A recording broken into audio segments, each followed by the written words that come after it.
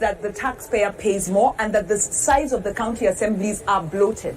So there's a game that political parties play where they field as many male candidates as they can, and were it not for the IEBC racking their knuckles in terms of the nomination list, it would even be worse. So one, the failure to respect the rule of law and the failure to embrace the gender agenda and paying lip service to it costs us in economic terms. The second is, we did a study on AGPO, and we found that much as you have preferential procurement for youth, women, and persons with disabilities, the thresholds, of course, are not being met by any stretch. But we also found numerous cases where women were saying they have to give sexual favors. They're being extorted in terms of sexual favors to be able to get the contracts, to be able to get the credit financing that they need. So as Irongo is saying, we also have to look at the governance, but also the social context in which we are living,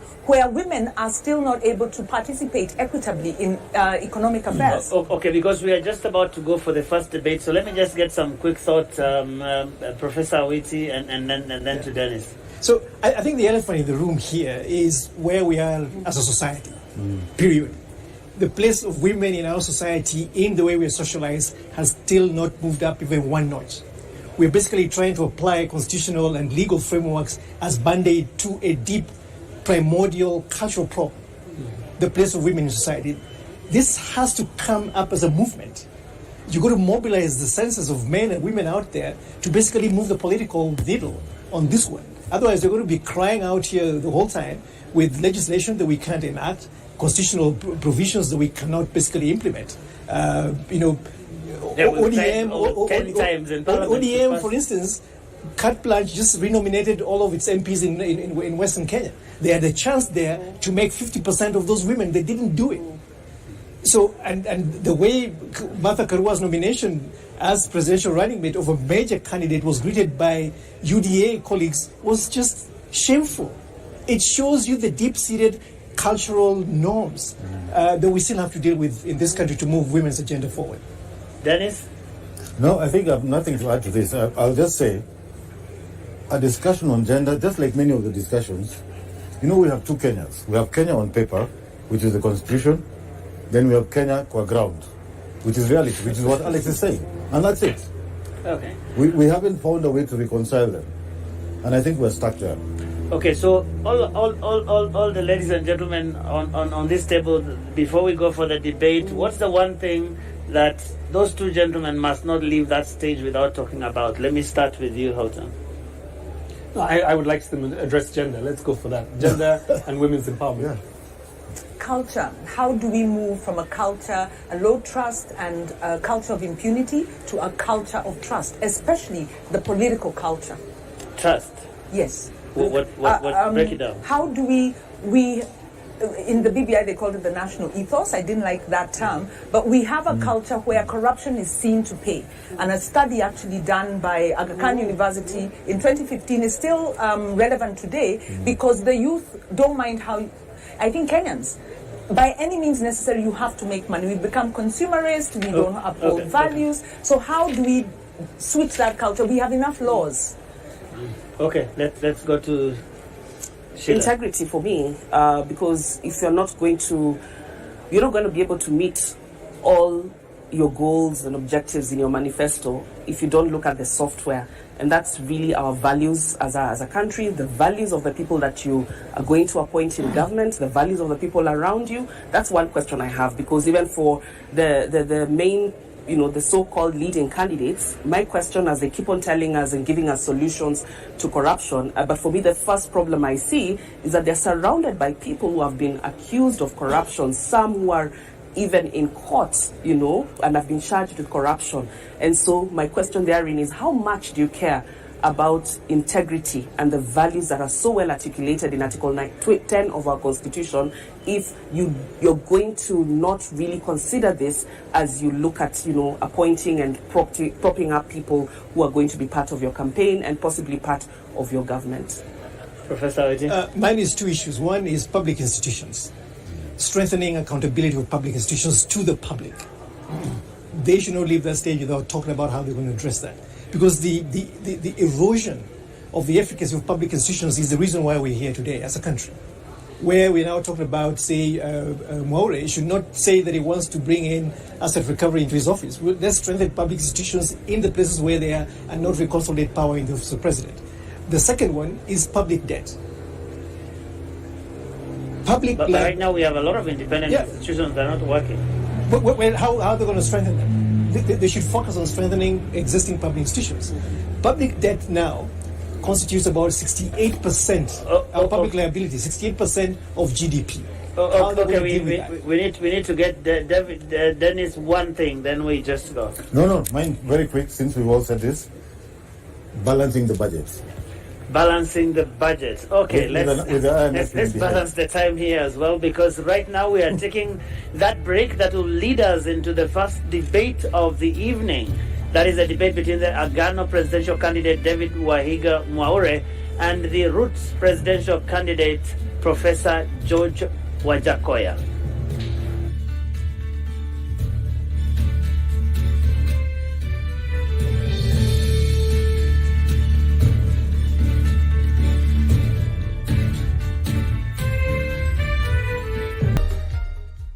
Linda familia na marafiki dhidi ya magonjwa. The UHC coverage journey is on. NHIF is working under the guidance of the Ministry of Health in the UHC Step Up, which presents an opportunity to secure Kenyans access to quality health services without suffering financial hardship. So take the bold step today and safeguard your families by enrolling to NHIF to ensure health for all. Kwa majina mimi naitwa Moses Kuria, mkaaji wa hapa Bomboruru, ambao tunafanya na kazi na hii sako yetu ya Geno Sako, ambao ruti yetu ni Bomboruru Sabaseri.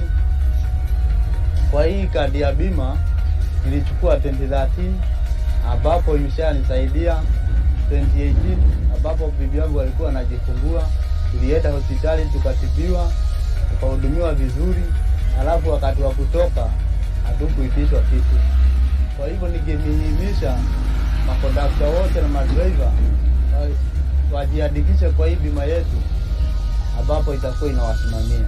Linda familia na marafiki dhidi ya magonjwa. Leaders don't need to have all the answers. Ordinary people often do. If leaders would just listen. The death penalty breaches human rights. In particular, the right to life and the right to live free from torture or cruelty. The death penalty is a symptom of a culture of violence and not a solution to it. My name is Wilson Kinywa. I am a lawyer by profession. I specialize in human rights and criminal law. I became a lawyer after suffering an innocent conviction that almost got me executed. The reason I do not support death penalty: imagine you execute somebody today and tomorrow you realize you've executed the wrong person. What amount of remedy can bring such a person back to life, back to his family and children? Government, let's abolish death penalty. In November 2021, 40,000 people were forcefully evicted from their homes. Many months on, they live in plastic tents, 16 kilometers from the center of the capital city. Mimi naitwa Ture, natoka Mukuru kwa Njenga. Last year, we experienced post evictions. Watu waliweza kuumia, wamama, watoto, walemavu, wazee, community mzima itakuwa affected. Kitu ile tunaomba serikali ambayo itakuja iheshimu haki ya makao kwa kila Mkenya. August 9th, 2022 offers us a turning point. 1. Turn up and vote. Your vote counts. It's actually the only thing that does in an election. 2. Choose and then hold your leaders accountable. 3. Join the movement of people who stand up against human rights violations. Become a member of Amnesty Kenya today at www.amnestykenya.org. What is a secondary school in Kenya? It ranges from 106 high-cost national schools, educating 3% of the learners, where you find ultra-modern libraries and laboratories, the most experienced principals and teachers, and the best teacher-student ratios. To 7,019, some barely established, understaffed, lacking basic facilities, sub-county schools, educating over 60% of learners. Given that KCSE is the most consequential examination in our education system, isn't it fair that we level the ground for all learners to excel by narrowing the capacity gaps between the worst and best schools to deliver quality education? The summer agenda calls for a sub-county schools upgrading program and a change from the capitation model to enable small schools to grow. Without these, SDG 4 is a false promise to most Kenyan children. My core experience can be summarized in a nutshell as one of transformation. I think once I joined this campus, I didn't have a vision of where I wanted to be. I didn't know who I was and what I wanted to do with my life. And I feel like the environment and the people who've mentored me along the way have enabled me to find out who I am and have helped me figure out where I want to go in this life. They have a good quality education, which I 100% vouch for. Enroll at Catholic University of Eastern Africa for courses in nursing, law, business, economics, computer science, education, community health and development, actuarial science, international relations, counseling psychology, regional integration and theology. September intake ongoing at Langata and Eldoret campuses. Email admissions@quare.edu or visit quare.edu. Quare for innovative, marketable graduates. Karibu Kam. By offering market linkages, networking opportunities, and technical assistance, Kenya Association of Manufacturers assists its members to grow and scale up their businesses. Join us and let us work together to grow the manufacturing sector. Becoming a CAM member is as easy as 1, 2, 3.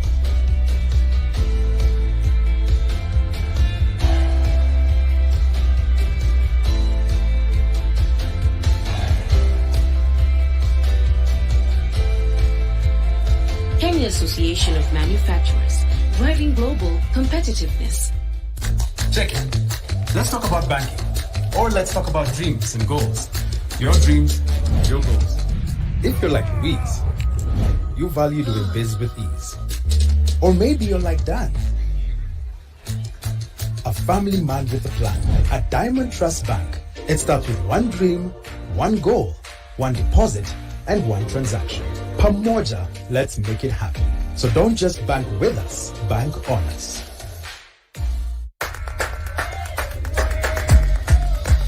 Najivunia sana kwa Mkenya kwa sababu ni nchi ya amani. Naweza tembea Kenya yote bila kusumbuliwa. Kenya is one country that is most admired because of marathon runners.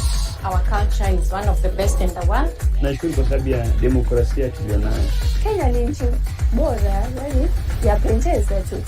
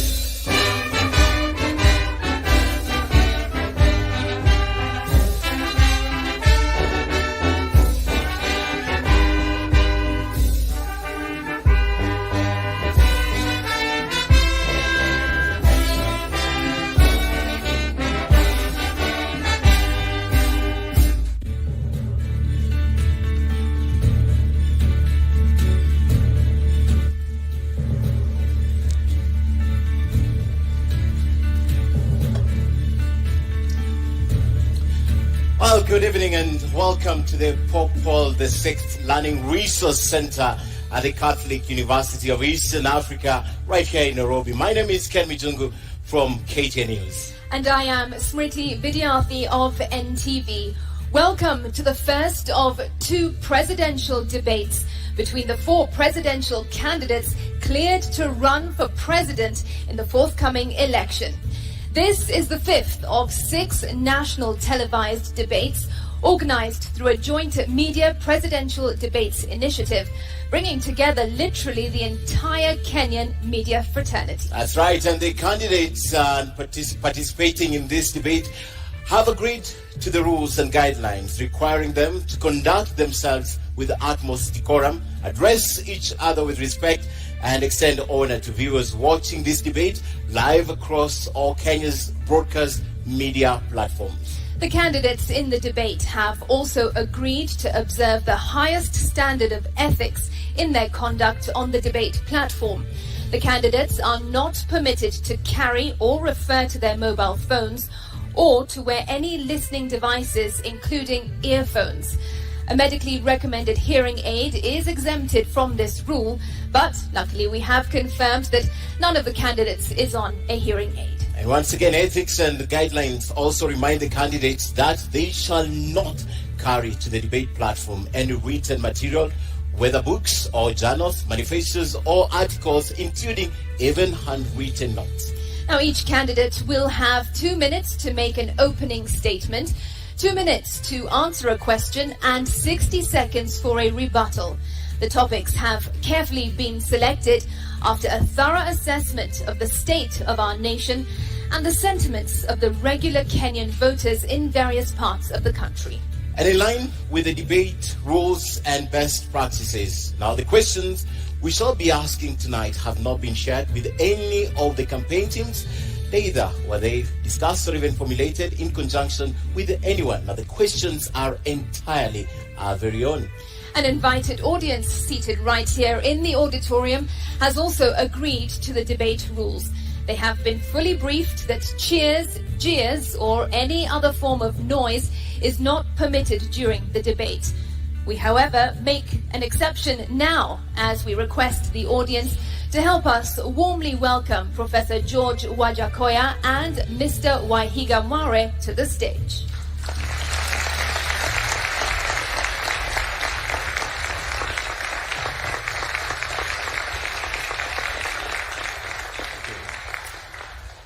Thank you so much. And from the outset, we'd like to state that Professor George Wajackoyah was in the vicinity of the debate auditorium, and he could also be around, but he has elected not to participate in this debate tonight. But the show must go on.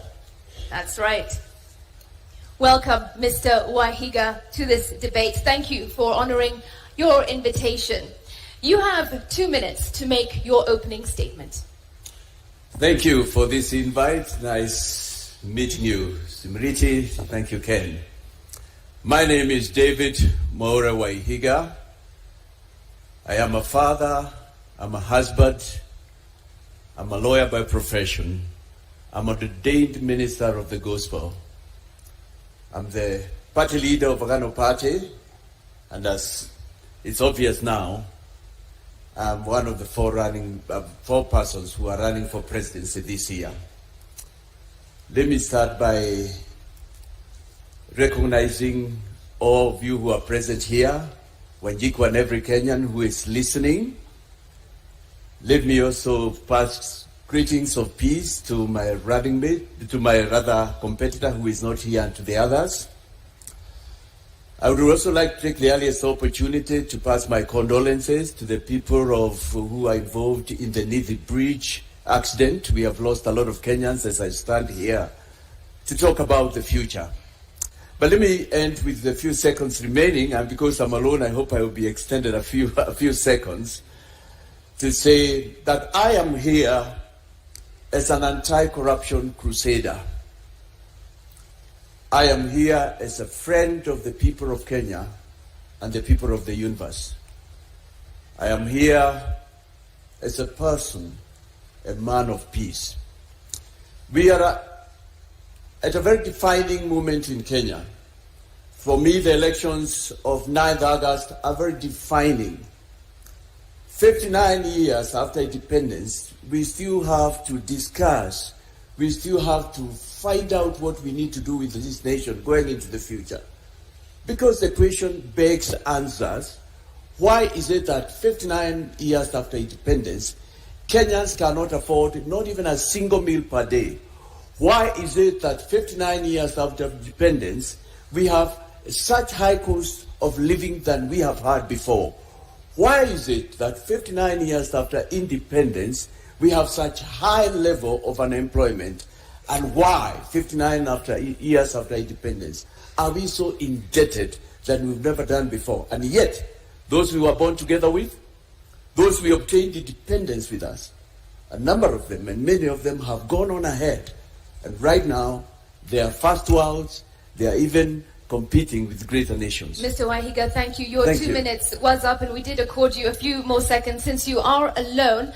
Why, Mr. Wahiga, does a man of the cloth, a man of God, want to get deeper into politics here in Kenya and be the president of this nation? You know, leadership is part of what, if I go spiritual, God created. And in my faith, the Christian faith, we say all leadership comes from God. And He gives men and women here on earth the determination, the wherewithal to choose who He may lead. But I'm not just a man of cloth. I'm a lawyer by profession and a senior lawyer, senior counsel by virtue of years, with that 9 years to my belt. Not only that, like I have said, I am a person who has lived and watched in this nation, read the history of this nation, read the histories of other nations. And I am here because also the Constitution allows me, I fit the bill to come and run for presidency. But I come again as a new person in this area. This is my second stab at the president, but I've not been there before. But I'm here because I believe the elections of 9th August require a new person, a new bloom, a clean person. We need to change if this nation will go forward. That's why I come in as a man of cloth as well. Mr. Wahiga, the reasons you give tonight, basically every Kenyan would give them. What is unique in your preposition? Why should that be my position? I am tired like Kenyans are. I am disappointed by the leadership we've had so far. I am also one of those Kenyans who've sat back and watched at the leadership that again wants to come back. A lot of us out there and Kenyans are saying, why do we have to recycle them? I'll tell you what leadership is all about. And because I'm a man of the cloth as well, and the cloth reflects who I am. I'm a little disappointed, and doubly disappointed that my competitor couldn't come in. If he would have come in, he would have come in a durag, because that represents who he is. This represents my inner me. But leadership, if you have occasion to look, and we read books here, the scripture, the man, one of the people I follow much, is one who was known as King David. And it says, when he was the president, the prime minister of the nation of Israel, it's written of him that he shepherded that nation according to integrity of heart and skillfulness of his hands. Leadership is about taking care, providing, making a way. And that's why, as a man of cloth, as a lawyer, and for the first time we have a lawyer as a presidential candidate, it is so defining that a person like me, because if a man of cloth would follow the ways of the scripture and the ways of our constitution, if he would follow the ways that are right and accepted international standards, he would not steal from his people. We would not have the level of scandals we've had in this nation, which I'll talk in a moment. We will not have our development funds, public funds stashed abroad. And this is why we are here. Poor 59 years. Yeah. But nations that we got independence with, and I can just mention two, Singapore, South Korea, smaller nations than ourselves, nations with people who are equally gifted like Kenyans are gifted. We are nowhere near catching up with them. I am here because I believe we've got what it takes as Kenyans. We can do it, and we have a reason after 9th to do it and move forward. Mr. Wahiga, the church does play a crucial role in national development and in securing our nation in many ways and in bringing guidance to the people. But many would argue that in many ways the church has failed us. What are your thoughts on that? I wouldn't agree with them. I wouldn't agree with them. To the contrary, my thinking is that the church has not been fully involved in governance, separate but yet a very important partner. Talking about the liberations we've had in this nation from 1963, the fight for independence, talking about the first liberation, the second, the constitution review, the church was very key. Religious organizations are important. Faith is an integral part of mankind, and every person, it doesn't matter who it is, believes in something, follows something, and refers to something when the time comes, when push comes, when pull comes to push. But you would have to be specific, because I know the church has been speaking out. We've had Bishop Sokulu, we had Muge, we have Joya still with us, gallant men of this nation. And I can say we are here because of that. Probably what you are referring to is you expect more. This time you have one of them, but also a professional in his own right. The voices you have mentioned are voices of yesteryears. I'm yet to hear you mention the current voices speaking, because your voice has been silent on this. We haven't heard you condemn what's going on in the country. We haven't seen you come out loud. And specific example, when politicians infiltrate the church and stand at the podium and speak about politics, we have never heard you condemn this. Well, you know, there are many ways to engage, and I've engaged in my area. Standing for me here is a journey of about 22 years. This is a starting that started from the year 2000. And this is not even my first time to express an interest in leading this nation. This is my sixth stab at an election. And in all that, it's been an expression of the fact that I have been unhappy. I've been unhappy. As a party leader, we have had occasion. We may not probably have been as loud, or if you wish, you may not have covered us. And I'm not referring to you particularly, Ken, but we have spoken out on matters. It's not the first time that I'm speaking against corruption. And you know, there's a greater way of expressing opposition. By your example, by who you were. As I stand here, I know nobody can accuse me of having been involved in any of these scandals. As I stand here, I'm a witness. I am an example of the fact that any Kenyan can run for presidency. As I stand here, I am here to break this sort of wall where we believed only certain person and peoples. The Catholic Church has been issuing statements. NCCK has done that. Evangelical Alliance. The Muslims have been speaking. Probably it's only that they haven't been covered as much. You yourself say that this is your sixth stab at an election. You have been unsuccessful in the past, for example, when you ran for governor of Lamu in 2013. So what's different now? What makes you think you will win this race? There is nothing in life like not giving up. And the trouble we can be in Kenya is if we give up as we go forward to the 9th. One of my persons I followed much is Abraham Lincoln.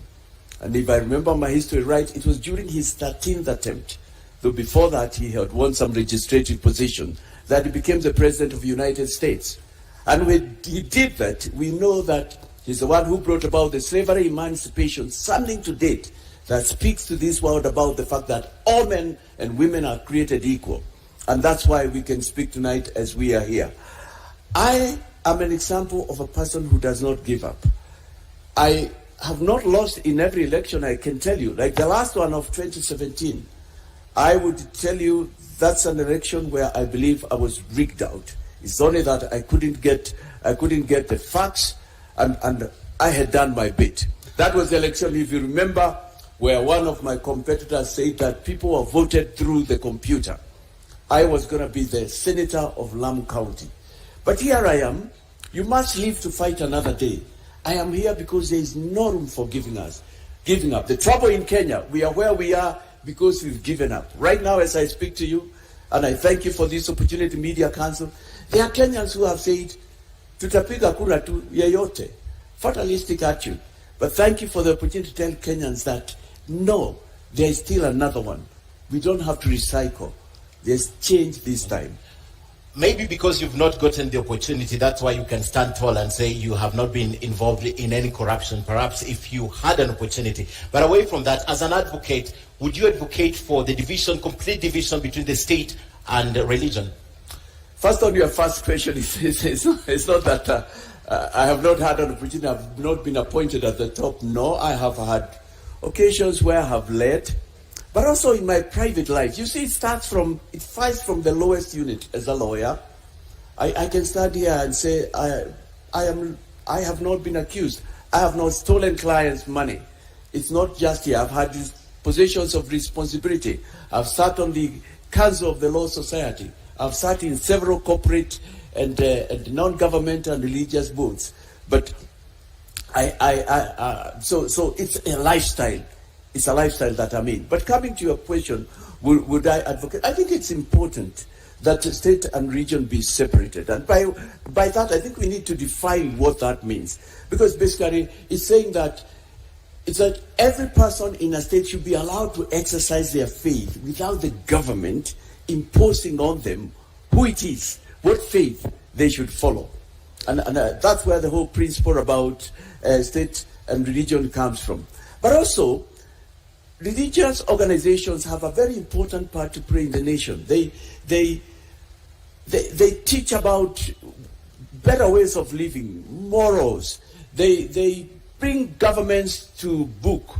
They call out when things are not going right. I do not know of any religion that condones corruption, stealing from the poor, taking money from the sick. I do not know of any religion that talks about fighting, hating your neighbor. I know every religion advocates for the golden rule. Love your neighbor, please.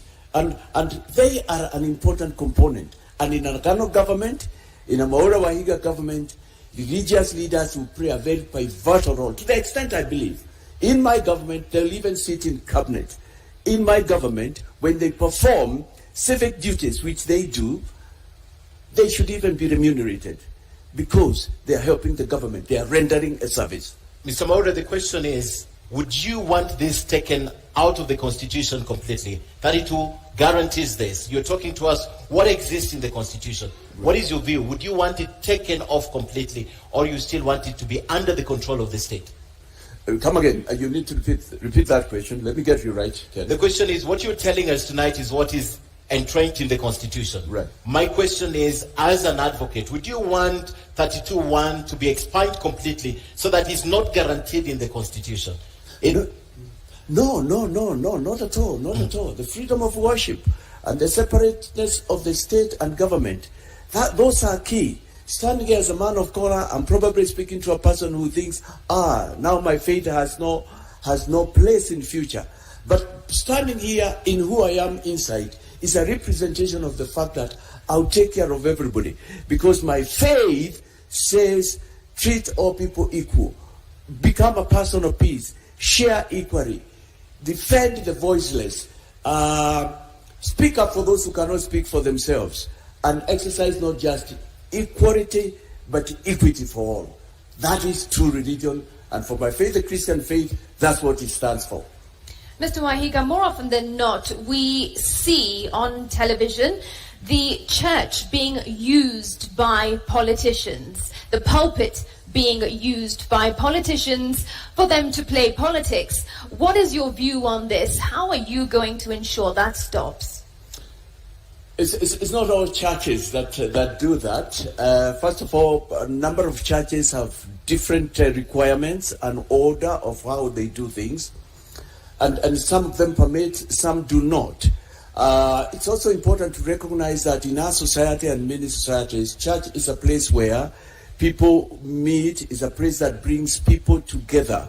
I think what's important is to define what can be said within a church context building, a church building context, because the church is a place of worship.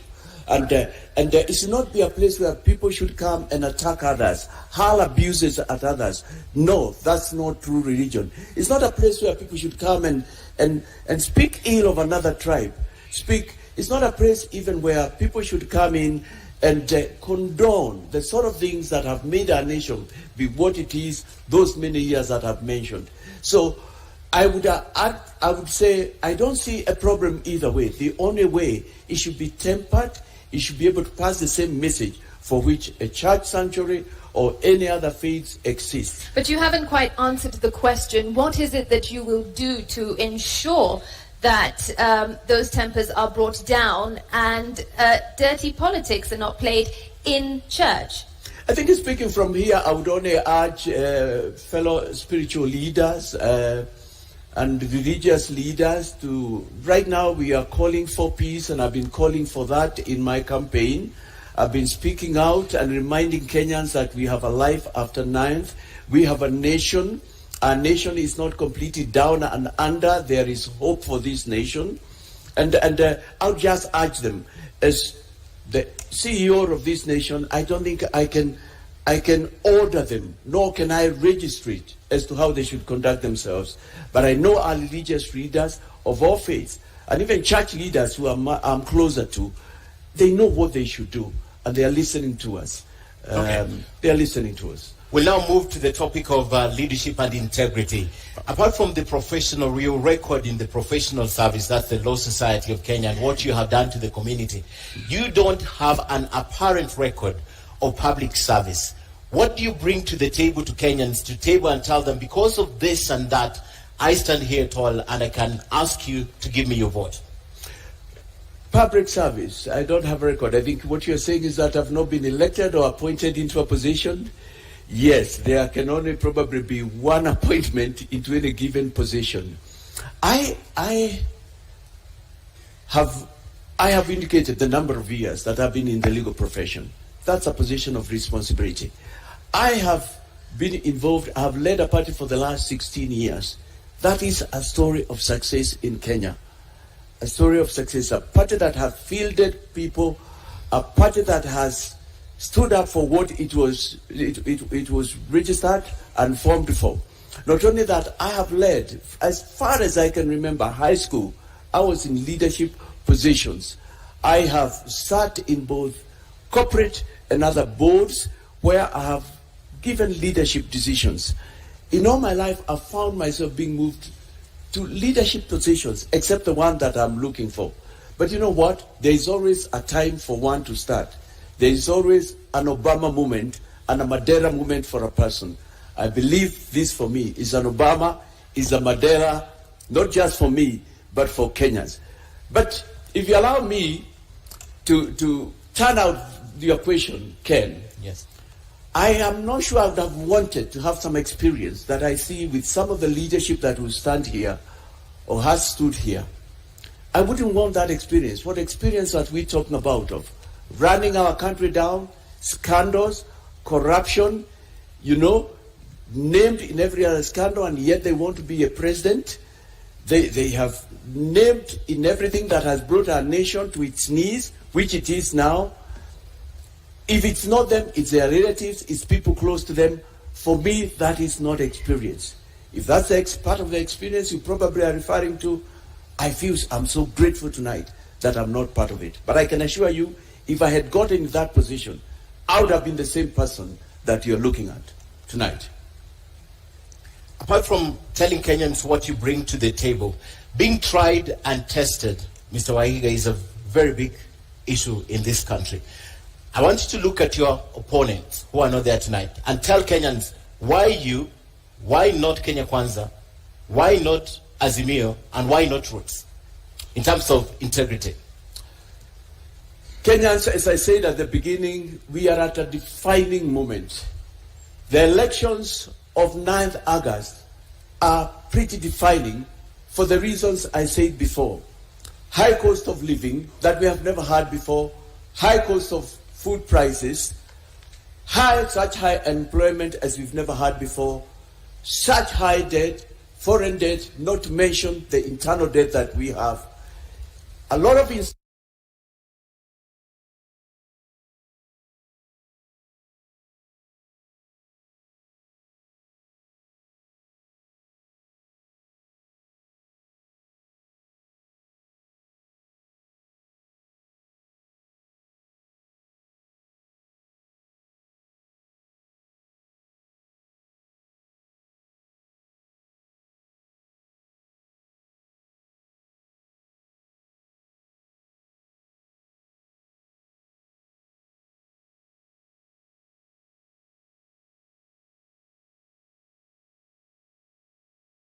we had them in 2013. We had them in 1997, in 2007. And the question that you Kenyans, you must be asking, like I'm asking, what is the difference now? I even want to go further and say, even for those who it is said they might have decided, looking at the four of us, who can you say has made a difference in your life this far? If so, why are we where we are? Why do we still have money that should have been used in developing our country, stashed in nations abroad, illegally obtained and legally stashed? These are public resources. I'm not talking about personal private money. Why are we here at a time like this?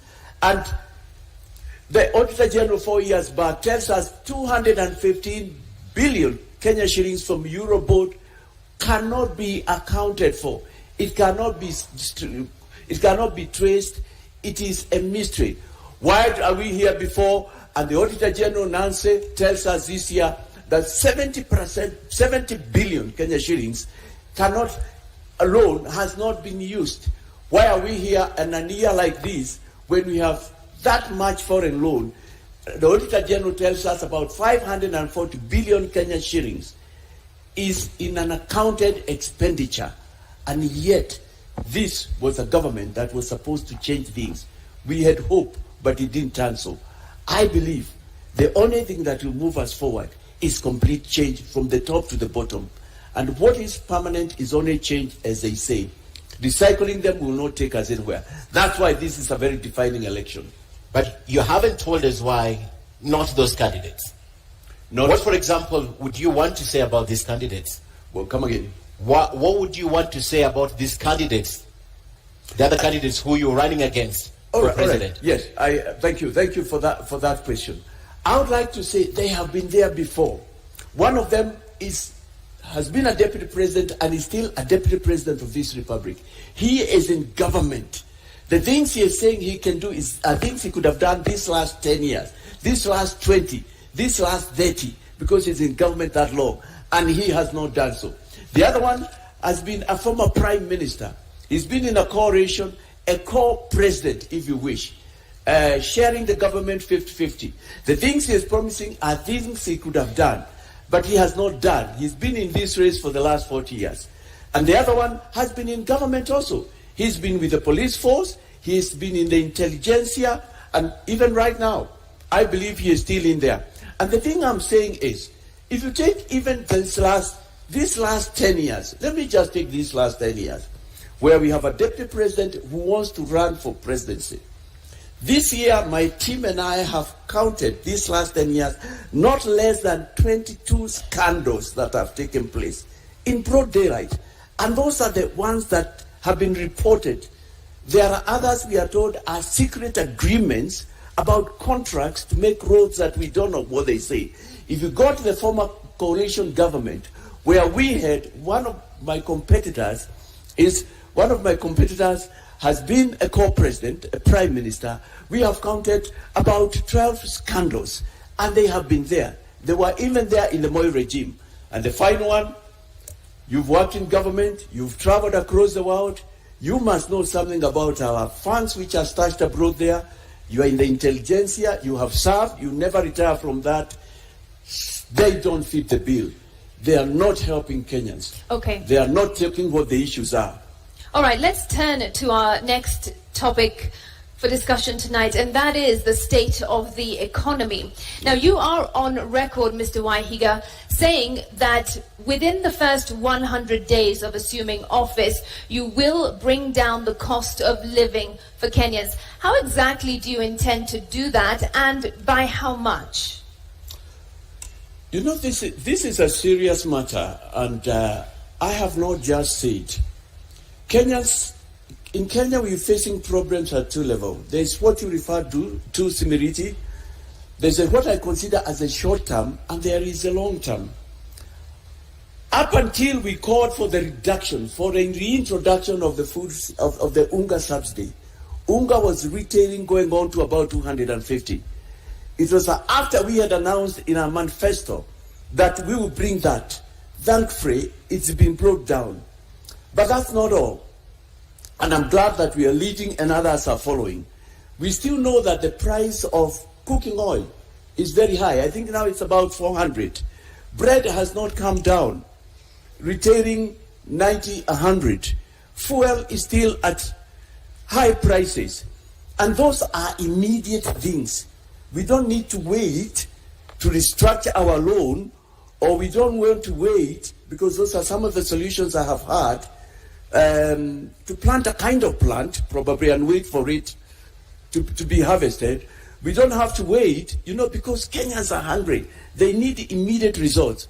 And what I have done, and you'll find that in my manifesto, we sat down with my team of experts and thought, what is the immediate? And our proposals have come in threesome.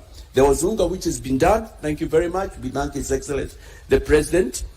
But in the same measure, we say also other things could have come down. But we have said we shall introduce subsidies into other food products. That's number one. Number two, we have also said that we are going to reduce pay by 50% so that Kenyans can have money they can take home with. And that is something that will benefit about 16, 17 million Kenya shillings. If you are earning about 25,000, you'll be able to take an extra 1,000. If you're earning about 35, 40, that's another 4,000. We have also come and said to spur growth, throw some money into the economy. We shall waive away tax penalties that are accrued after the day we are sworn. All right, and we are looking for ways to put some money in the pocket of Kenyans, something to spur, something to enable them put food on the table. Because as a country, I'm talking to you while we are broke. We are broke as a country. The most we can do is continue borrowing. I'm looking for solutions from within. All right, what let can me we do interject. now? And you have said that you would reduce pay by 50%, but pay accounts for 25% of Kenya's tax revenue. How then would you meet revenue targets? That is not. It's not a problem. And I was going to say that's not the only problem there is in Kenya. If I take away 50%, the amount of pay we get is 460 billion. 460 billion. So 50% will be 230. When I take that money and I put into the pockets of working Kenyans, I tell you as I stand here, it will perform wonders. Kenyans are looking for any extra shilling that they can get. But how do I bridge that gap? We have tried to work around and see what can we do. And those are short-term measures because Kenyans have to survive. Otherwise, they will die. We pay the taxes. The foreign loan we pay is at 1.3 billion, and we have sat down and said, if we can persuade our friends, and Kenya has many friends. I'm glad they are represented even here by the foreign embassies and diplomats who are here, and tell them, why don't you just accept a repayment of 1 trillion instead of 1.3? That will bring about 300 billion. We can bring back to bridge in the gap. And we are positive that it will be able to do that. But also the 260 billion, that will put into Kenyans' pockets. Kenyans are industrious. Kenyans have goodwill from within. Kenyans are hardworking. And this is a nation that can get money, has had money, and will get money under a new government. The 260 billion, we see it bringing returns because it will go in people starting small businesses. People will be able to start their kiosks or do something else or start what we call side hustles. What Kenyans need is just a little money, and they can be able to move forward. The other thing we have thought about is spread the tax base. That's something we are looking into immediately now in office. But I need to talk to you about corruption and the money that's stashed abroad. We're coming to that. Yeah, we go to that. But before we talk about that, you're running for president, and you understand also as an advocate of the High Court, right, that for you to change some of these regulations, you will need Parliament. You give a time frame of about 100 days. Is it possible that you can get these legislations through Parliament in the period you're giving us? Or they're interim and just campaign rhetorics that you're using? To bring food subsidies to zero rate of foods and all that, I will not need Parliament. No, for example, changing the pay as you earn, cutting it by 50%. I'll let for that. I'll tell you what. Yes.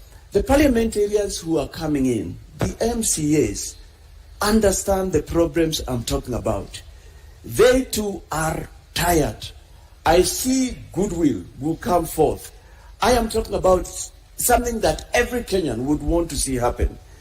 59 years after independence, we can't continue being a nation of begging, family bowls being held up like we have seen this year. We should be self-sufficient in terms of food, water. I mean, people should not go without medicine. That's what I'm talking about. So, I mean, you know what, Ken? There is no shortcut. There is no shortcut. Because I've looked at the manifestos of my other friends, my other competitors, I'm even the one coming with something close to realism, something close to practical. And I believe we'll find ways where I have to use executive orders, which exist, which are there in our constitution. I will apply them. We are in an emergency. We are in a time of war. This time calls for leadership. In your view, what is the biggest challenge to our economy? Is it we don't manufacture enough, we don't trade enough, or is it regulations? It's neither of those. Those could be the others. It's because we steal, we cut away, we siphon money that is supposed to go into our manufacturing, money that's supposed to go into our agriculture. That's what we have specialized in the last 10 years. Money that is supposed to go into our skill building, money that is supposed to go into the health of our fellow Kenyans. And a healthy person is a productive person. That's what we do. This is a nation where Kenyans work hard, Kenyans labor, Kenyans have got quite a measure of work ethics, but they don't get reward for their labor. For instance, to date, we don't have explanations as what we did with the Euroboat loans. When you listen to me, and you listen to others who have spoken out there, they say even for the SGR, the amount we are repaying is not the money we use for that. I am here, and I am borne evidence by a former minister, and allow me to mention the Honorable Joseph Nyaga, God rest his soul in eternal peace. That was in 2020, and he said it's time for us to bring our money back to develop our country. He was an angry person. He had served in the government for about 40 years. He was tired. Our money that is supposed to develop this country, move us forward, is hanging out there in nations that are willing to bring it back if only there's goodwill from my end. I am bringing goodwill. I'm saying, Kenyans, we must change. Those brothers and sisters who went ahead of us did not have two brains, Ken. They did not two heads. They don't even have a landmass. They don't have what we have, but they are great brothers and sisters. We can do it. It's time now, Kenyans, to go to where we went wrong and find out why and do it clean, have a clean start. Two things. One, what you're saying has nothing to do with growing the economy. What you're saying is the generalities. What I want to know, the role of manufacturing in growing the economy, the role of trade, and the role of regulations. And while you answer that, perhaps tell us how much money in your mind are you thinking can be brought back to the country? How much money is outside needs to be brought back to the country? I'll start with that, and I'll come to what you're talking about, manufacturing, regulations, and all that, because that's an important area. In the budget of 2017-2018, Henry Rotich, as he then was the cabinet secretary, said to us that 14.6, which was rounded up to 15 trillion, was stashed abroad and needed to be brought back. To date, that money has never been brought back. We've never had a report. Later, in the year 2020, the late Honorable Joseph Nyaga called again, and his was a cry, please, let's bring our money back. We develop this country. If that was about 15 trillion, and since then 5 years have gone by, we use 2 billion per day. That's about 730 billion. Give it 1 trillion round up. That's about another 5 billion. 5 billion. When in my consideration, we have not less than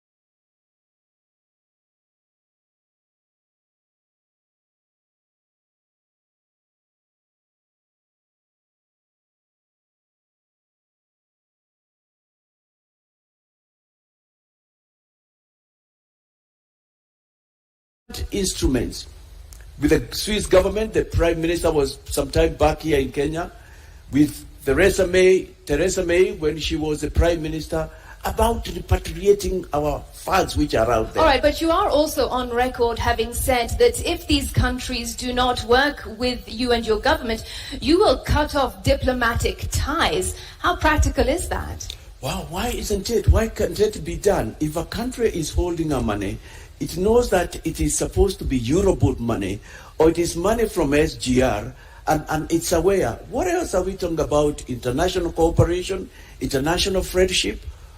How can you refer to a person, and here I mean a nation, as your friend? But what I know is that a lot of countries have been willing to send back our money.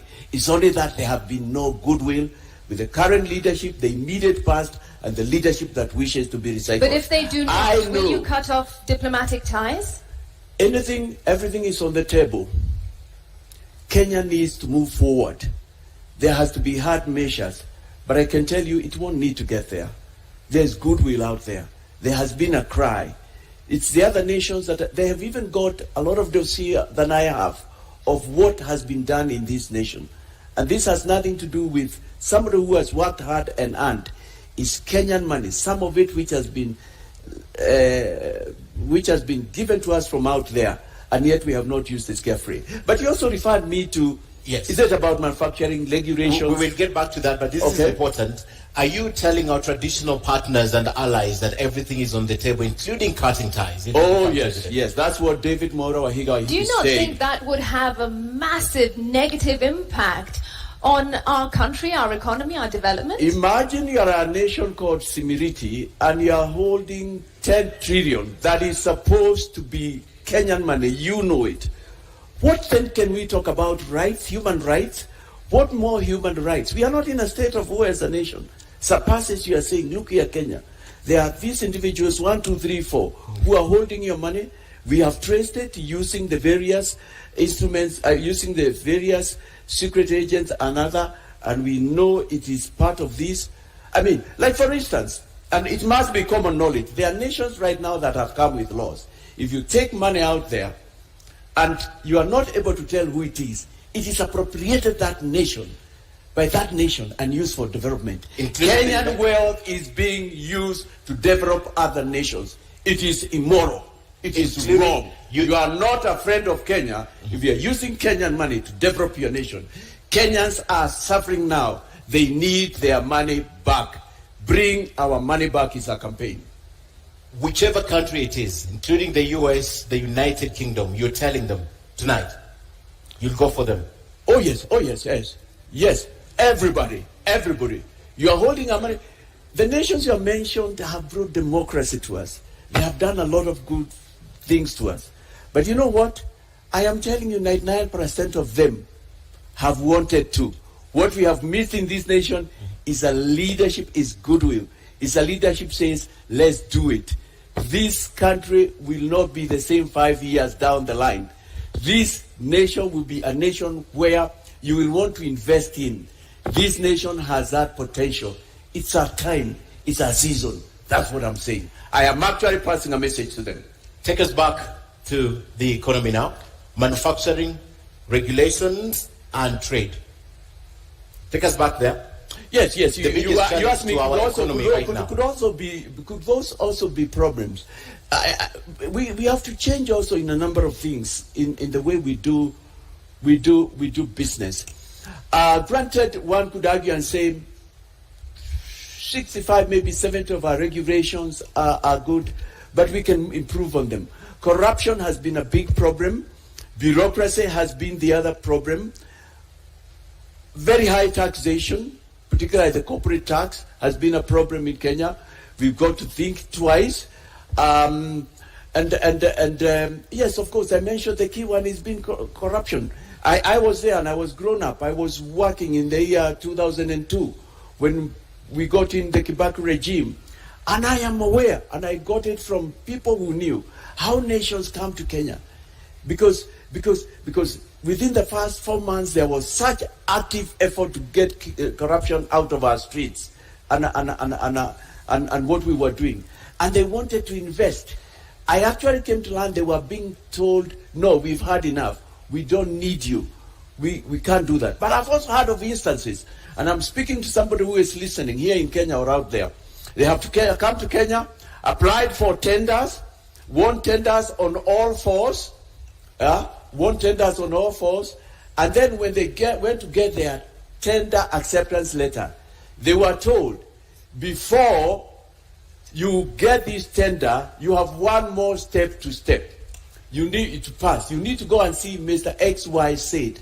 Apparently, the information I have is that some of the people who needed to be seen, if the four of us were here, are my competitors. Though you have passed all the steps for the tender, it cannot be approved until a final step, which is not in the official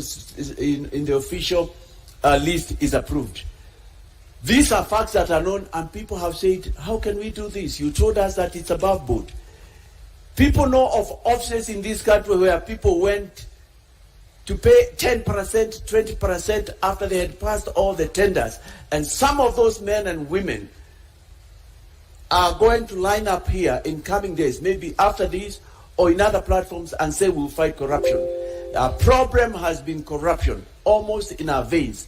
But I know Kenyans are not corrupt. Kenyans don't like corruption. We showed it in the year 2000. So we need to improve on that. We have had problems with power, infrastructure, both energy and the infrastructure on the ground. Those are the issues that we need to discuss and we need to look into. We have had Kenyans who've gone out there or gained a lot of knowledge. They have wanted to come to Kenya and they have wanted to set up industries, manufacturing entities, to get things going. But bureaucracy, corruption, red tape has been our undoing. Is this the reason why you are advocating for making public all the contracts, starting with SGR, the expressway, the Lamu Port, Naivasha Dry Port, Kisumu Port? Is this part of the reason why? Part of the reason, but the other reason, Ken, is that there is no way we can fight future corruption unless we do with the current and the past. We must have a discussion among Kenyans. And I know what you are referring to. You are referring to the fact that we have said we'll also establish a Truth and Recovery Commission. We must have a conversation and ask, why have we been this corrupt? Why have we allowed this much corruption? It's got to start there. For South Africa, it had to start there. Truth. The Truth Commission that was set up. It was a starting point and it was key. We must discuss and talk about that. But that's not all that we'll be doing in that. Actually, that will be part of it. We must still ask how much money went into the SGR. We need to know how much, who are the KEMSA billionaires, and why have their names not been read out, and the money that they took away brought back into the country. This, the Honorable Deputy President of this Republic knows who they are. These, the former Prime Minister, know what they are. These, Professor Wajakoya, know who they are, being a person in the intelligentsia. And yet, they are not ready or willing to tell it. How can they fight corruption? How can they lead? How can you also lead when you're not ready to come on a podium like this and tell Kenyans what you want to do for them? As we end the topic on economy, you mentioned earlier 15 trillion shillings that is stashed outside. You mentioned earlier 15 trillion shillings that is stashed outside. Yes. However, this could be the whole amount of money from Kenya that is outside, because the Brookings Institution says that about $12.5 billion. That's the only money that perhaps is illicit trade or illicit flow from Kenya to the other countries that is stashed outside. Why would you be going for even the investments that have been made by Kenyans outside and not specifically this illicit financial money that has been flowing to other countries? Why would you go for everything? No, we go for everything, Ken. For me, that was read by the Minister of the 14.6, 15 trillion. It was the Minister for Finance. It was the Treasury Cabinet Secretary who said that. He had the fact, he had the intelligence, he must have spoken with State House and they knew about it. His speech, some executive summary had been sent round, so it was known. He had contacted foreign governments and known there is probably as much as that. So I find no reason why. I've seen other records that talk about 6 trillion, but you know, that we've never had evidence that has been brought back. But let's even come back to Kenya. You and I have not even discussed the 2 billion. The 2 billion, which adds to 730 billion per year. I'll round it up to call it 1 trillion. That's what we lose per year. So if that is what we have lost per year, these last 5 years, that is 5 trillion. During the last 5 years, if everything worked that way, that was another 5 trillion, if my maths work right.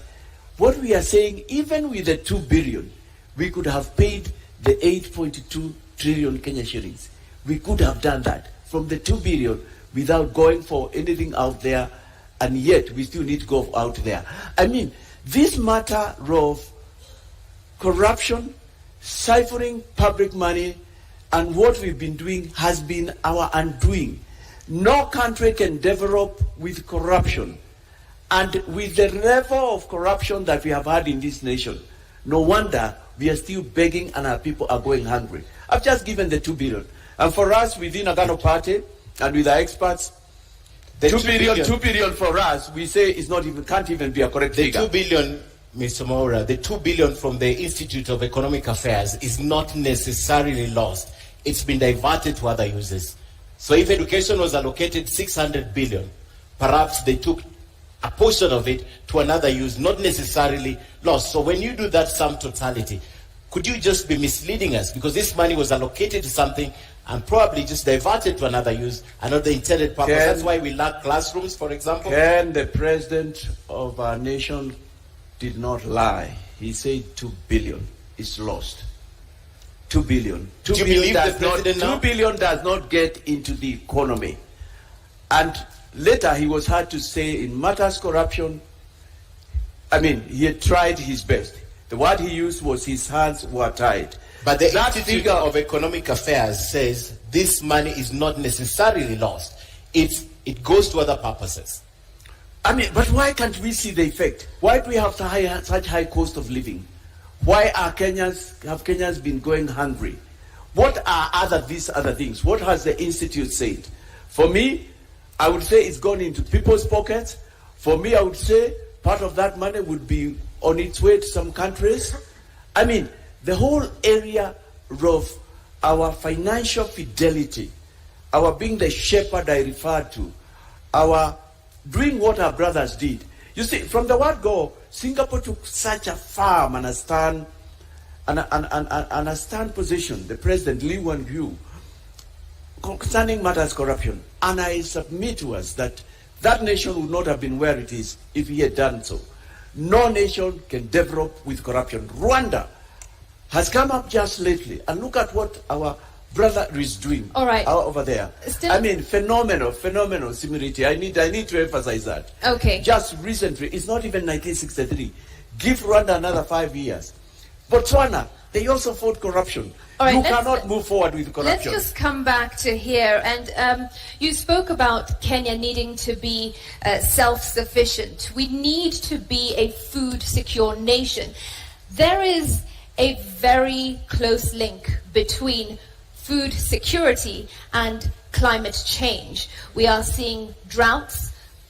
Millions of people are starving in our country, yet your manifesto speaks very little to climate change. What mitigation and adaptation measures is your government going to put in place to cushion Kenyans against climate shocks? Climate change, the whole issue of the changing patterns of the weather is of concern to me and my team. Right now we are experiencing weather we have not had before. We have stopped talking of today was very hot or today was very cold, the way we defined it. We are now even going into what were the centigrades per day. You've noticed in our manifesto we've talked not just about measures we'll do, but even the fact that we'll introduce taxation. We've noticed that. The first one is a poll tax for people who interfere with things that go into ensuring that we are not influencing the climatic changes that we are seeing, we have in Kenya, we are seeing in other nations. But it is very important in Kenya we have a discussion round about this matter before we become industrialized, because we are going to be industrialized. We have seen what the gases from the industries have done to other nations. And we don't have to wait to get there for us to deal with that situation. So how are you going to deal with it? The things I have in mind is, it a is reminder time. to our audience, please, as per the debate rules, no cheering, jeering, or noise. Do continue. Yes, sorry, come again. What was that? My question is how? Let me give how you... are you going to ensure Kenyans remain food secure vis-a-vis climate change? What measures does We your must bring government have education, to put that's in number place? one. We must tell Kenyans that our rivers are important, our forests are important, our mountains are important. We must come back and enforce. We have laws that have to do with things that affect climate. But right now, we have cut down about half the trees in Kenya. We must find ways of preserving our water. Kenya is very watered, but all the water goes to the ocean. We must come back even to a city like Nairobi and ask, why did we allow this building to be built next to a river? We must go to sources of water. Sources of water have been grabbed, and next to them, as much as developers can get, built houses. We must get to a point where we say, if something was done irregularly, it needs to be pulled down. Mr. Wainiga, does the Agano Party have a plan to make Kenyans more resilient in the wake of climate change and ensuring food security and therefore bringing down the cost of living? Do you have a plan? We do have a plan. What is that Because plan? agriculture is very important to us. And if you'd have noticed, we've said that the office of the president will keep a very close eye to agriculture. Because without food security, we are going nowhere. We can't be begging those many years after we became independent and we started ruling ourselves. We have talked about the preservation of our rivers. We've talked about injecting money. We've talked about bringing subsidies that enable farmers to produce fertilizer. We've talked about that. We've talked about exploring markets. We've talked about getting Kenya to where it was in terms of agriculture. You know what? We are not short of studies. We are not short of, as a nation, of projects that have come into being. Galara would have been, is a case study. It's a case study. The nation of Israel, and I can't purport to be their spokesperson, were disappointed, and very many nations have been disappointed. That was something. But look at what we did with it. It's amongst the scandals that we have in the Jubilee government. This is what I'm saying. We are not going to allow anymore. So we must. It is one of the two areas that my office as the president, if Kenyans are pleased to vote me, that one, agriculture, and the whole area of asset recovery, I've said it's something every day I'll keep an eye on. I would want a report on it. I would want to know what is happening. So we do have that. We recognize we people are still going hungry. We want to recover our riparian lands. We want to bring education from the lowest grade on all these matters. We want to bring sensitization. And Kenyans are all very open-minded. They are tired. They want a change. They want to move forward. Okay, and just before we move on to the next topic, let me just circle back to my first question under this topic of the economy. I asked how you intend to bring down the cost of living within the first 100 days, but I also asked by how much? What can Kenyans expect from you? How much do you intend to bring down the cost of living? I think the most I can talk of is by what I will do. It's by what I will do. So you don't have an answer to that? It's what I will do. I believe as a nation now that even our annual budget should not be 3 trillion. If we did things right, if we preserved our public funds, if we put them to the use they should, our annual budget should be going up to 10, 20 trillions instead of 3 trillion. If we had done things right, we should not be, and we are not unthankful, we are thankful, just rejoicing that we have got 22 kilometers expressway. This nation will be full of expressway, hundreds of miles. So I am really talking of, if I can give an estimate from here, I can't remember what we have said, bringing the cost of living. I tell you what, even if out of my 30 trillion Kenya shillings, which I believe is both out there and wasted, we got 10 trillion. This nation will be flipped upside down. I read something this week in one of the dailies. It was in the Nation newspaper. Let me give credit to, and I will report. And they say that the current road network, which we understand fracture 11,000 kilometers, that's what we built. We built it with 1.5 trillion. Look at what 1.5 trillion can do. What if you have 10? What if you have 15? What if you have 20? Kenyans, I'm asking you to take a journey with me. Visualize, close your eye, and see a nation 59 years, what it should have been.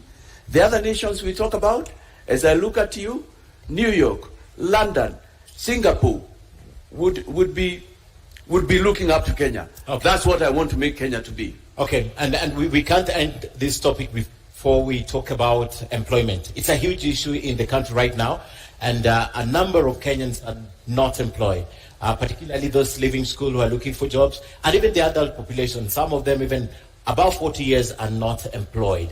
And he said statistics also show that about 63% of Kenyans tonight will go to bed without a meal on the table. What is your plan for this group of people if you are elected president to create employment to this country? We've had promises of 1 million jobs a year, 800,000 jobs. What is the Agano plan for this? Might I interject and ask also, how will you create more jobs in the formal sector? Yes. We have looked at that issue. It's close to our hearts. I feel you. I feel Kenyans, because things are bad out there. Things are real bad. We have said in our manifesto that we will endeavor to create employment at all levels. With the 2010 Constitution, we went devolvement, and one of the things we have said in our manifesto that when we bring our funds back, when we stop the siphoning, the 2 billion, when we arrest those people who have made it impossible for the government or the president to move forward, we will give from the national office 40% to the devolved units. And we have said out of that, that is far above even but that's above the 35 that BBI was promising. That even beyond that, we want to ensure that 50 million at least goes to the lowest unit of development, which is the village council. And there are people who would say, how would that happen? And what benefit will it have? For us, we devolved money.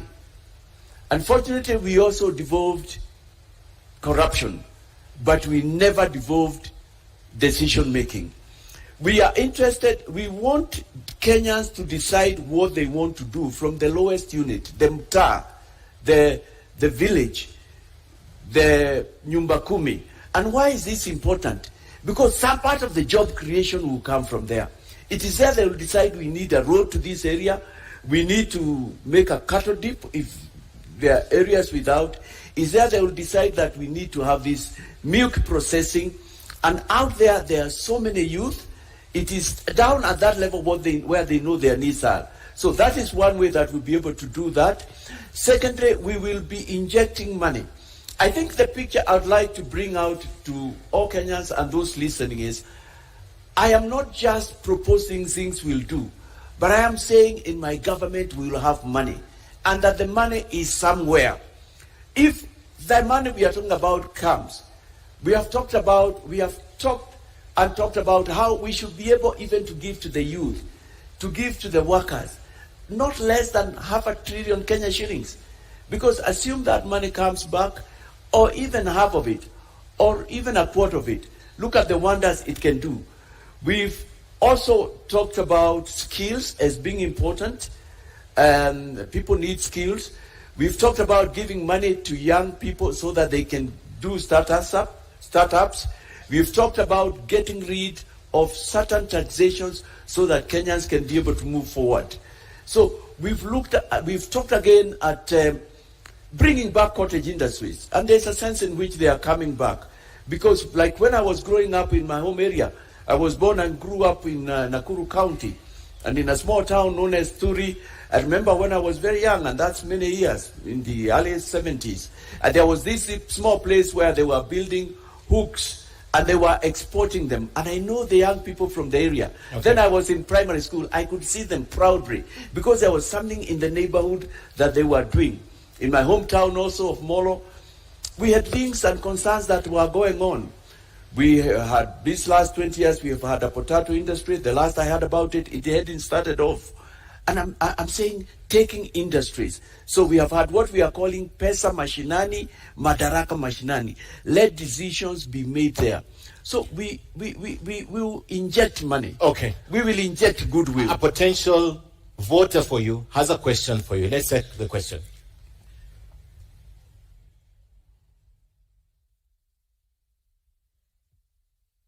My name is James Monia, working in Nairobi. And this is my question to all candidates. How will your government support institutions that promote police reforms and professionalism within the police service, so that we don't have cases of police brutality and the cases of extrajudicial killings? Go ahead. Yes. We will be a government of the rule of law. And I need to say that amongst the other things that have brought us down is impunity. And impunity is disregard of the law. Impunity is a situation where those who are in power are not brought into book. They seem to be above the law. And it's not like we don't have institutions. We will strengthen judiciary. We will strengthen our investigative units. We will pay them well. We've talked about that. We have, in our manifesto, we have talked about 12 covenants, and one of them is covenants with men and women in uniform. We will give them modern machinery. We will get them we will give them freedom to make decisions, in the sense there will be no interference. We will strengthen the offices and other agencies, EACC, that deal with anti-corruption, asset recovery. So And in matters extrajudicial killing, will bring back the rule of law. It's because of impunity. You know, corruption comes with a lot of things. It comes with all those evils and ills. And we have seen a judiciary that's willing. We will give money into it so that it can have courts into every county, which has been one of its desires. I'm saying, when we are a nation with money, when we are the sky is the limit to what we can do. But also when there is goodwill, which is what I'll be bringing from where I am, we should be able to stop all that extrajudicial killing, bring to book, indeed, even revisit those which have not been adjudged to date. And I'm grateful this week we saw the court just do something in the right direction, because we can't continue doing this. It's part of impunity, which my government will deal with. All right. There's also a second question for you, Mr. Moore.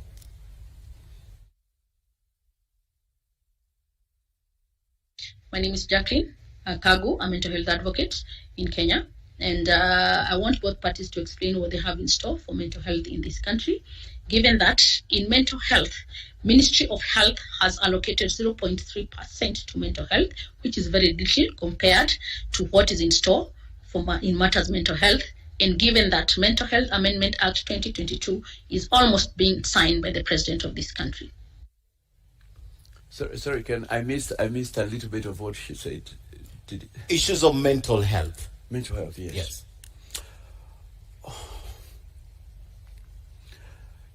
We can't ignore that mental health is here with us.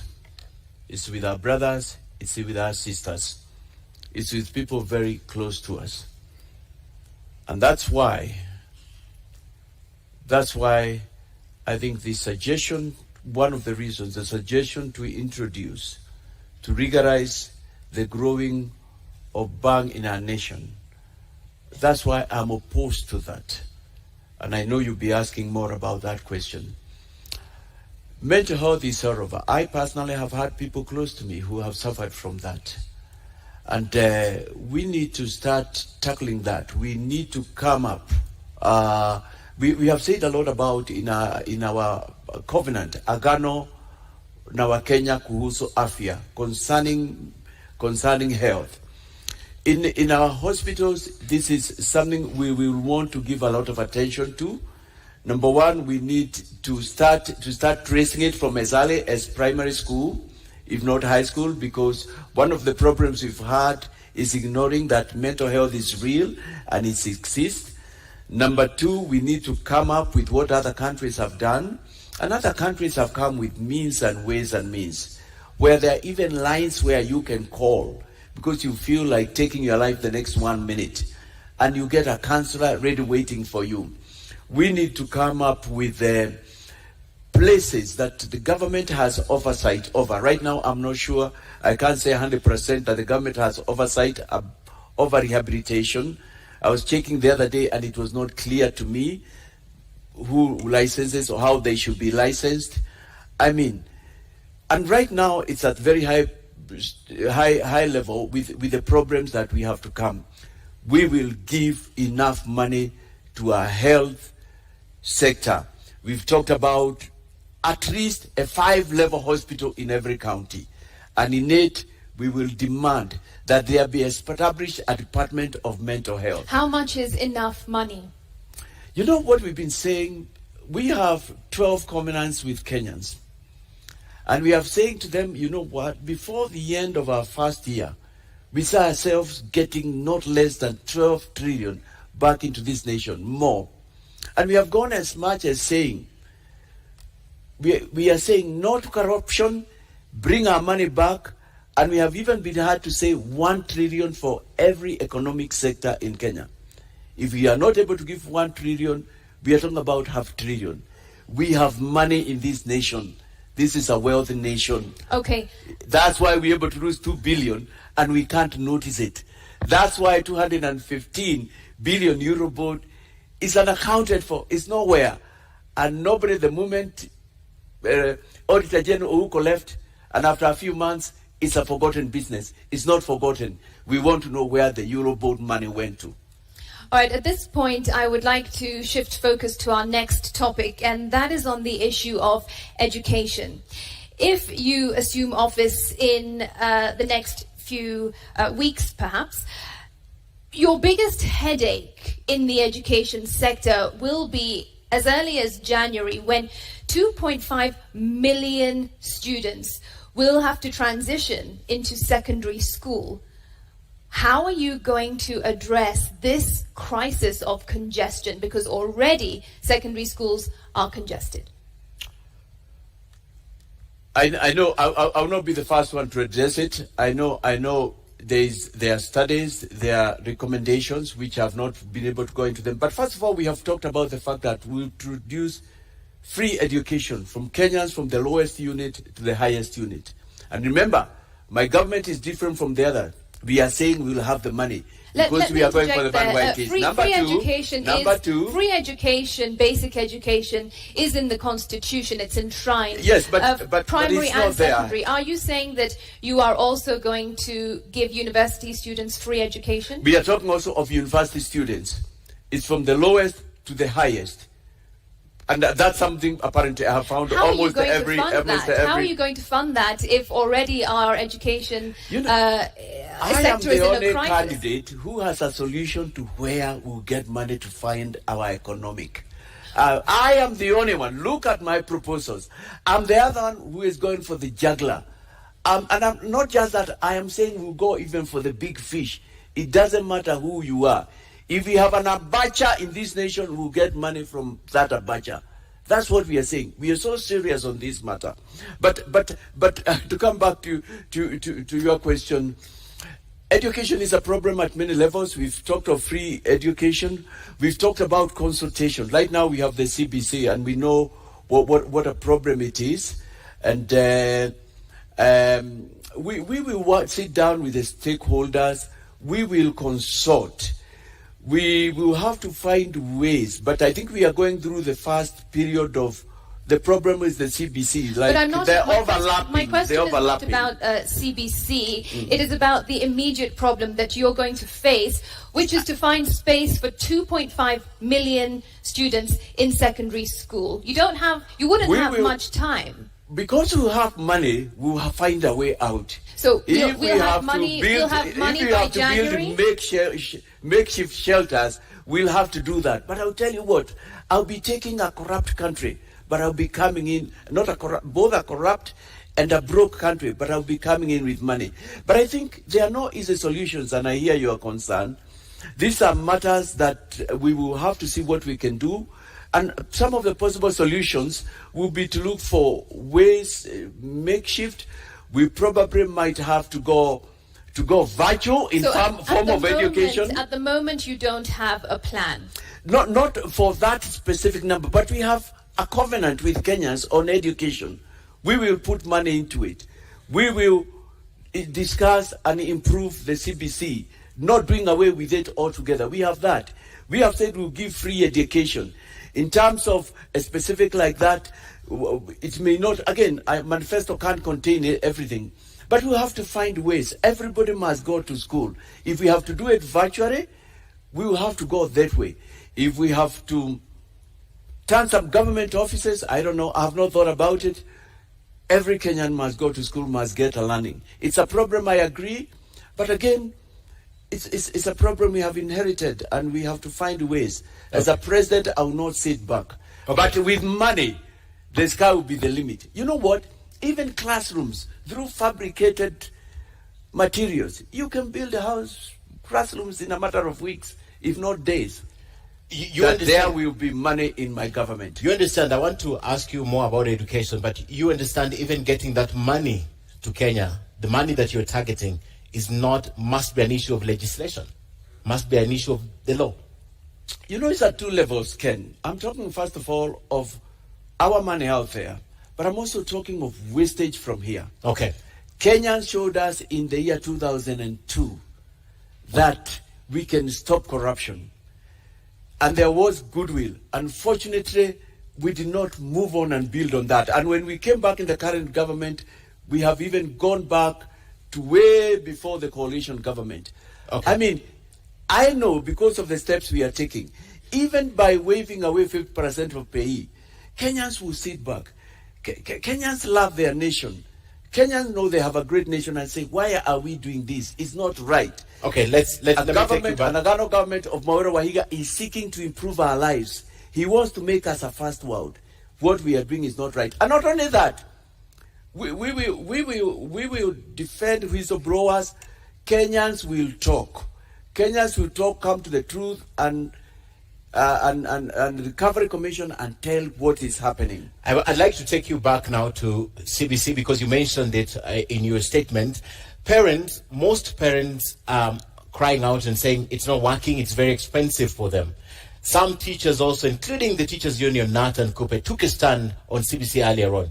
The only institution that took charge is the government, the national government, through the Ministry of Education, and the outgoing president has mentioned this. From where you stand, my first question is, would you continue with CBC? Would you rethink CBC if you were elected president, and why? I would rethink CBC in the sense with a view to improving it. I have met parents as well, and I have family members who've got children who are in primary school. And admittedly, CBC has been very costly. Not only that, it's been very involving. But I've met parents from across both ends of the coin, some who have said, there is something good. And I agree because I passed through a bit of CBC. I went to school when we had subjects known as hard work, technical subjects known as agriculture, where we carried the hoe into school. And we by the time I was grown up, there are things I could do for myself because I've been exposed to them. We'll sit down with stakeholders and seek to improve it. It can be good for the future, but right now it's expensive, it's demanding. Kenyans don't have money. We can't continue like this. But again, we have said, this is one sector. Education is key. Kenya is where it is because Kenya values education. Kenyans are educated.